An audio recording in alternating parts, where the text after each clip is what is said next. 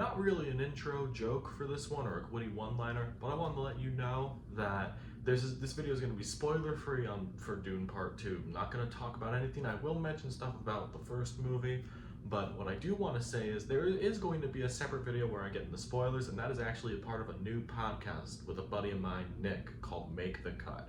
He's got a whole network of podcasts here on YouTube. I'm going to link some of them below.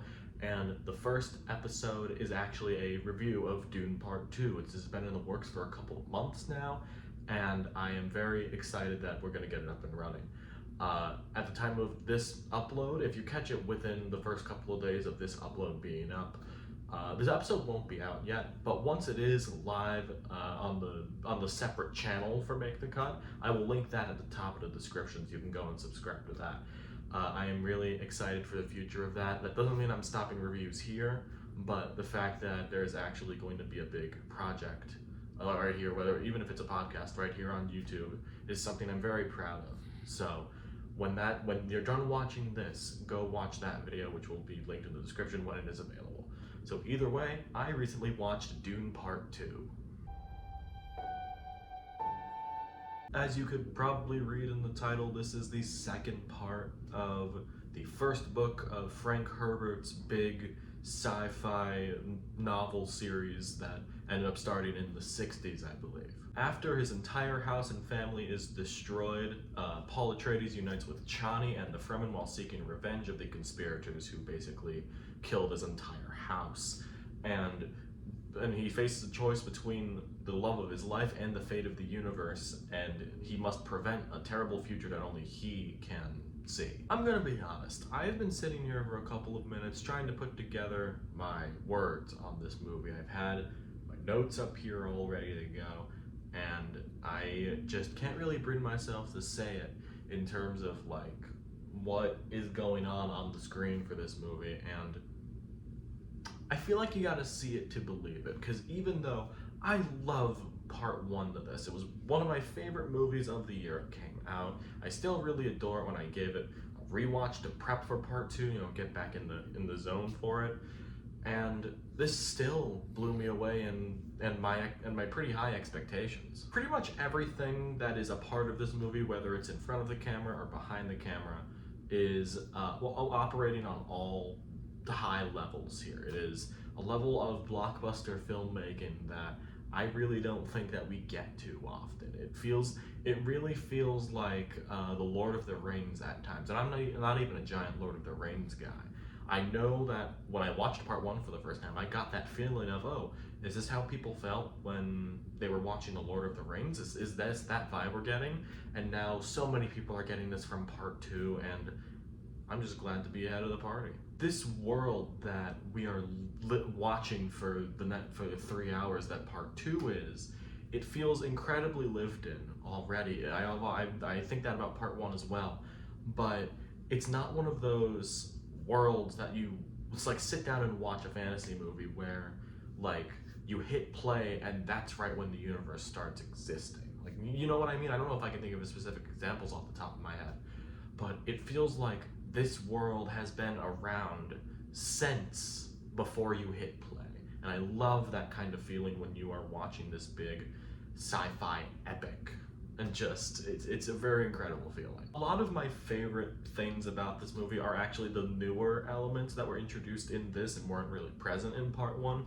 That includes seeing a lot more of the Harkonnen homeworld Gadi Prime, mainly where we see Austin Butler's character Fade Ralpha, and he might be my favorite performance of this entire movie. It's honestly really hard to narrow that down because I think Austin Butler was probably my most anticipated performance to see. I really liked Austin Butler. If you didn't see my review of Elvis from like 2 years ago, I was riding really hard for that man, but damn is he good.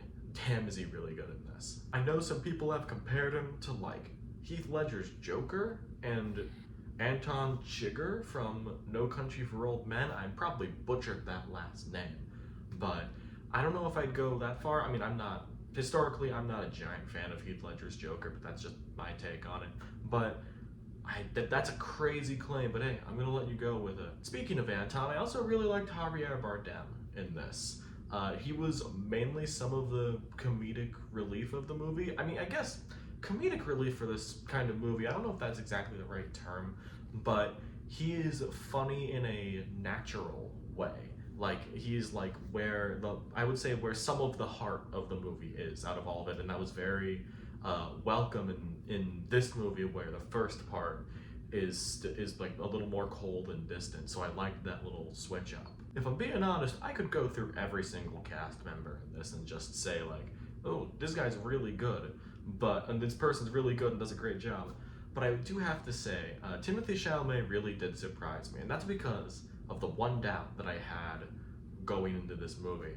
And not to spoil, there is a specific moment where Paul ends up becoming much bigger than he is throughout all of part 1 and most of part 2. And when that moment comes, I was worried that, like, yeah, Timothée Chalamet is a good actor. We know that. But I was still not really exactly sold on how he was going to perform that. Out of the things I've seen him in, he's never really done that kind of performance before. And there is that specific scene in the movie where the thing happens, and it really blew me away. That was like the one doubt I had about the movie, and it ended up being, again, one of my favorite parts of this movie. It might be one of my favorite scenes, of which there are quite a few. In the terms of some other technical aspects that are going on here, again, they are operating at a high level. It's pretty much a masterclass in terms of like production design and costumes. Everything that's technical aspect, visual effects, everything. It's at a high level and some of the best of the decade so far. But I do want to shout out specifically Greg Fraser for cinematography. He shot the last movie. He's shot a lot of great movies this decade, and also great movies in general. But this might be some of his best work yet. And honestly, I don't think I could put it in the words. I just think you need to see it. And, you know, just take it all in. And taking it all in is actually a good thesis statement for the movie as a whole. I couldn't see it in like an IMAX screening, mainly because I don't live by one, and the Cinemark equivalent to it, the XD showings, were all sold out. So even in a regular theater there, I was rocked to my core watching this. And the one thing that I do think helps stand out, besides the sound and the audio overall is great, especially Hans Zimmer's score. I feel like this and part 1 is some of his best work ever. What I think makes this stand out more in terms of a lot of the sci-fi epics and blockbusters in general that have been coming out in the past couple of years, even part 1 to an extent, is that this is a very bleak movie. They don't really shy away from what I haven't read the books of this, but I guess I have to at this point. I mean, I feel like I just have to now. This is a very bleak movie, even more than the first one, because even then that had Paul Atreides' father, played by Oscar Isaac in the first movie, who was more of like a beacon of hope and the most normal character out of everyone. And well, if you haven't seen part 1, there is a good reason on why he's not in part 2. Not to spoil any specific moments, but there are moments where you're supposed, like, they are playing off something as almost heroic in terms of, in any other blockbuster would be seen as heroic. And why I also think that Hans Zimmer's score is one of the most vital elements of this movie is that it really turns something that in any other sci-fi epic or any other movie really should be heroic, but it makes it sinister, which is the plan and which is the whole point of the Dune books, which that's the only really knowledge I know of his books. And that really elevated this movie into something that I think was really, really special. I guess to wrap this up with a bow, I think Dune Part 2 is a massive achievement in blockbuster filmmaking. I know some people that have said, that at least that are older than me, have said that this is akin to seeing Star Wars for the first time. And if that many people are saying, a lot of people are like kind of on that wavelength on this. And obviously you're entitled to your own opinion and all that. But the fact that this is landing so well with so many people is really incredible, and I really don't think this could have been made even a decade ago. Even from a technical standpoint, I think this is one of the most masterfully crafted movies of in a very long time. I almost said ever. I'm gonna say a very long time because I don't know, I can't commit to that. But either way, I feel like this is a really, really special movie. Do I prefer part 1 or part 2? I honestly don't know. I liked part 1 a lot more than other people did, which is already a kind of well-liked movie. But man, I have not stopped thinking about this one. But yeah, acting's great, everything's great, writing's great, story's great. Everything you want from a big blockbuster movie is here. It may not be your cup of tea, I get it, but if this is your thing, please go see it. Please go watch this in a theater. At this point, I'm sure it's gonna play for a long time because there's nothing else out right now.